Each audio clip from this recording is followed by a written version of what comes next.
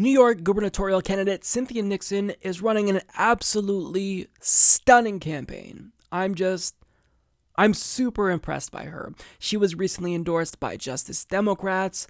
She got the endorsement of Our Revolution, and she's really going above and beyond to prove to us that she is a progressive and she is willing to stand up for bold progressive policy positions. And she's running a campaign that's undoubtedly aggressive, albeit effective. And what she's doing is she's kind of creating this blueprint that future progressive candidates should follow if they do want to effectively challenge corporate Democrats. So, first of all, she's been justifiably critical of Cuomo because he actually accepted $64,000 from Donald Trump, yet he claims to be part of the resistance, which is just laughable.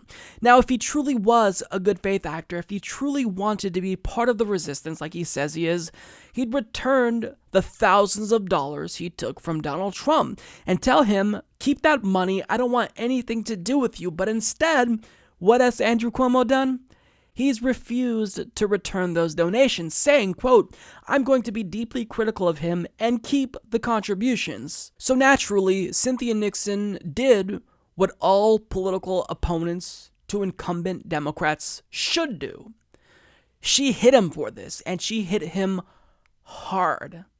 So this is a video that she released on social media. You've also donated to several Democratic candidates. You explained away those donations, saying you did that to get business-related favors. And you said recently, quote, when you give, they do whatever the hell you want them to do. You better believe it. I give to many people. Before 2 months ago, I was a businessman. I give to everybody. When they call, I give. And you know what? When I need something from them, 2 years later, 3 years later, I call them. They are there for me. Mr. Trump is very much a private sector builder. I think Donald Trump being from New York is a bonus.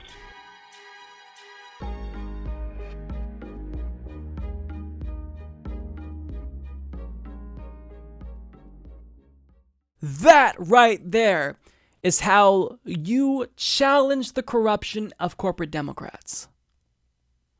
That was outstanding.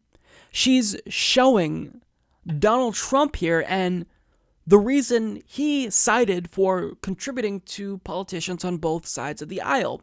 When I donate to them, well, I'm essentially guaranteeing that years down the road when I need something, if I call them, they're going to pick up and answer the phone.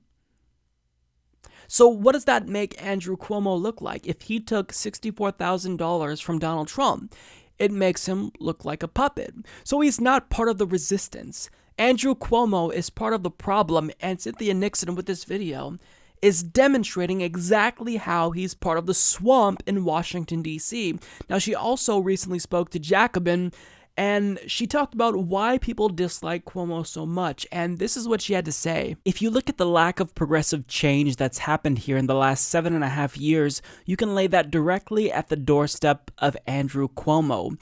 There's a reason that the Koch brothers gave him $87,000 when he ran in 2010. Despite calling himself a Democrat, he has governed like a Republican and has handed over massive amounts of power to the Republican Party. He's allowed the Republicans in the state Senate to gerrymander their own districts. As soon as he entered office, he incentivized a group of Democratic state senators to vote in caucus with the Republicans, shoring up their majority.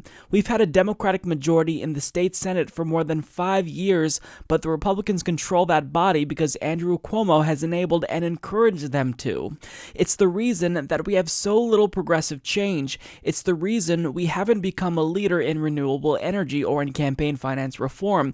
It's the reason we haven't passed the Reproductive Health Act, Gender Expression Non-Discrimination Act, the New York Dream Act, or the Liberty Act, which would protect our undocumented people from ICE. It's not just that he's given them political power, his policies are purely Republican. Upon entering office, he eliminated the bank tax. He slashed taxes on corporations. He slashed taxes on everybody earning more than $300,000 a year. In 7 budgets, he's cumulatively cut $25 billion out of state revenue. If he was a Republican, we would have voted him out of office a long time ago. But because he is a Democrat, the son of Mario Cuomo, and a genius at getting headlines rather than enacting change, New Yorkers have a false sense of security about how progressive our state really is because Andrew Cuomo keeps telling us so. Our campaign is saying, look at all these things that New Yorkers want that we could have had, but Andrew Cuomo hasn't fought for them and has actually empowered the other side to make sure we don't get them. So what she's saying is really important. Progressives in New York, individuals in New York who identify as progressives, they've extended so much deference to Andrew Cuomo because he has a D in front of his name, when in actuality, he's only a Democrat because he knows he has to be to get elected in New York. But he's served as a Republican. His actions indicate that he's a Republican, and the only reason why he labels himself as a progressive is because he could come out in favor of bold progressive policies and never have to worry about signing them into law because of the things he's done specifically to empower the New York Republican Party. It's disgusting. Now, here's what else she said about Andrew Cuomo. He seems much more comfortable with Republicans. He doesn't campaign for Republicans, but he allows them to use his image and words in their campaign literature. He never steps in to help a Democrat secure a seat, even in a hotly contested election. He never uses any of the money available, of which he has boatloads. He's raised $31 million. He controls the New York State Democratic campaign coffers. 0.1% of that, I will say, comes from small donors. We received more small dollar donations in a single day than he's received in 7 years. He's a Democrat because he is the son of Mario Cuomo and because he is running in New York State. But he is a Republican politician who has always been about consolidating his own power rather than his adherence to any particular political ideology, which is why as soon as we entered the race, as you were saying previously, he's tried to desperately make himself over as a progressive. It doesn't seem like there's really anything there in terms of his identity. He's trying to capture the moment. So what she's doing is she is hammering away at his corruption. She's framing him, correctly so, as a self-serving politician that doesn't care about policy or any particular political ideology, but just cares about consolidating his own power. These individuals like Andrew Cuomo, they like having power. They like being in charge and being governor, being in these powerful positions because they get access to donors. They get access to money. They have people that look up to them. But these are not honest actors. If Andrew Cuomo cared about progressive policies, then he would actually not be governing like a Republican. But the way she described him was as a Republican politician. He's more comfortable with Republicans than he is with Democrats.